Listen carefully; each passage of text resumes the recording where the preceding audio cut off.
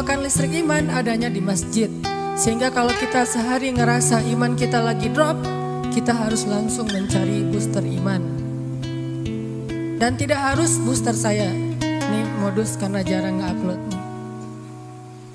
Bisa ada Ustadz Abdul Somad yang ilmunya lebih banyak daripada saya. Bisa ada Ustadz Adi Hidayat. Di sini ada Ustadz Aditya. Ada banyak ustadz-ustadz yang hebat, yang ilmunya luar biasa. Yang kalau kita dengar walaupun cuma lewat Instagram atau YouTube, insya Allah itu ngecas iman kita.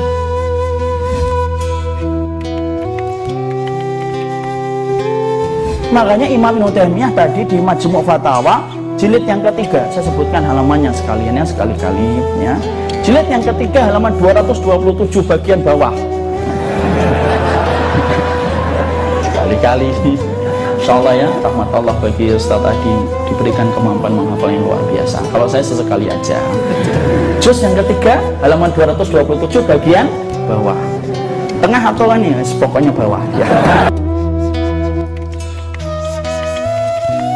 Belajar S1 beliau di Libya, S2-nya di UIN Sunan Gunung Jati, Banten.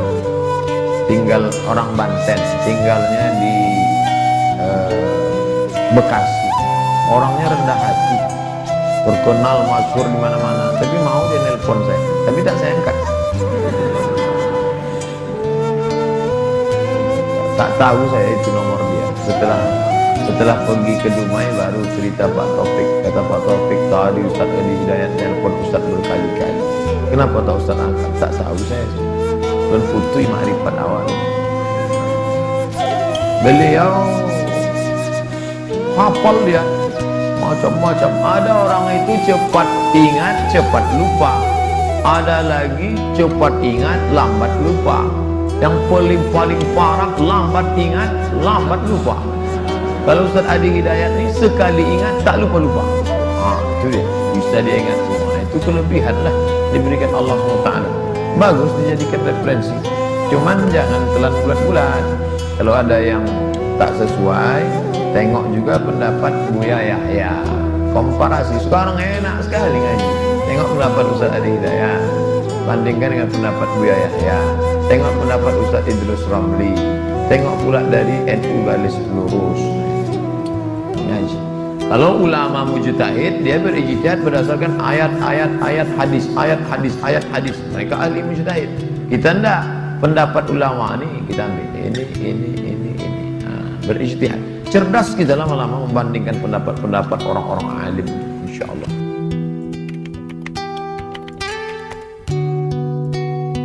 Kemarin saya berkunjung 2 hari yang lalu ke masjid Al-Ihsan ya. Masjid Al-Ihsan yang ada Ustadz Adi Hidayat, adik kelas saya di Libya. Ustadz Adi Hidayat, ada yang kenal? Bapak Ibu, saya katakan pada masyarakat sekitar, ini anugerah terbesar dari Allah untuk penduduk sini. Pertahankan ulama ini. Langka orang semacam beliau. Kemampuan tafsirnya, kehebatan ilmunya, kedalaman analisanya, dan bijaksananya beliau dalam menyelesaikan banyak perkara-perkara dan masalah. Langka ulama macam ini. Dia muda lagi masih, usianya baru 30 tahun Pak. Adik kelas saya di Libya, masih muda sekali. Saya katakan jangan telantarkan beliau. Tolong rawat dan jaga. Jangan sampai beliau pergi gara-gara kalian tidak peduli. Ini saya katakan kepada mereka Pak. Sering para ulama dan da'i tidak terperhatikan oleh umat tidak care, akhirnya ulama itu demi tuntutan kewajibannya dia harus berpindah ke tempat lain.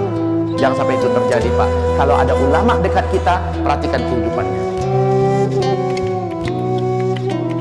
Alhamdulillah ikhwani fillah dirahmati Allah. Tadi zuhur saya mendapatkan pesan singkat di WhatsApp saya. Lalu kemudian menyampaikan begini, Ustadz Adi Hidayat dari kemarin mencoba menelpon antum nggak bisa-bisa. Saya langsung mencelos kemudian jantung saya. Lalu saya mikir begini, ini saya kemarin salah ngomong apa itu. Sampai kemudian saya dipanggil kemari. Karena memang alhamdulillah saya menerima banyak sekali nasihat daripada beliau, menerima banyak sekali ilmu daripada beliau. Alhamdulillah pada hari bisa berjumpa dan kemudian menimba nasihat itu lagi.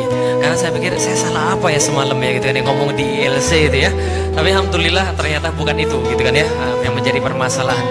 Alhamdulillah saya juga bingung ya kalau seandainya tadi beliau ceritakan, dan kebetulan saya juga membaca beberapa yang beliau ceritakan tadi di media sosial. Ada yang mengkritik beliau gitu ya, terus kemudian diajak debat gitu ya. Sorry Sat, saya harus menyampaikan satu hal. Saya tuh sering ngomongin beliau ketika lagi beliau nggak ada Sat, tapi insya Allah ngomonginnya yang baik gitu ya. Kita tuh kemarin ngomong begini, berani-berani ya ada orang mau mendebat Adi Hidayat ya.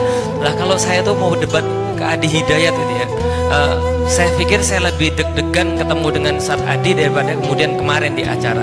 Lah kenapa? Karena kalau seandainya ketemu yang kemarin nggak ada masalah. Kalau misalnya debat sama Adi Hidayat gitu ya, baik kita mulai acara debatnya, beliau mungkin bilang Assalamualaikum warahmatullahi wabarakatuh, makasih saat saya sudah paham, mohon maaf aja gitu.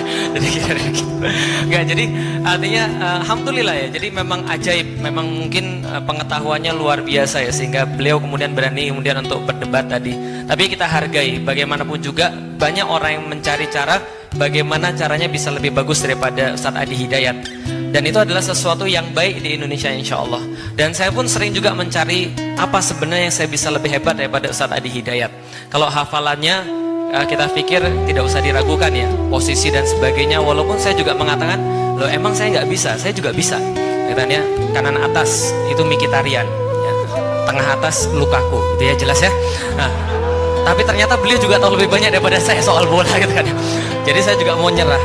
Akhirnya setelah saya cari-cari, ada satu hal yang insya Allah saya lebih tahu daripada beliau, dan beliau nggak mungkin lebih tahu daripada saya.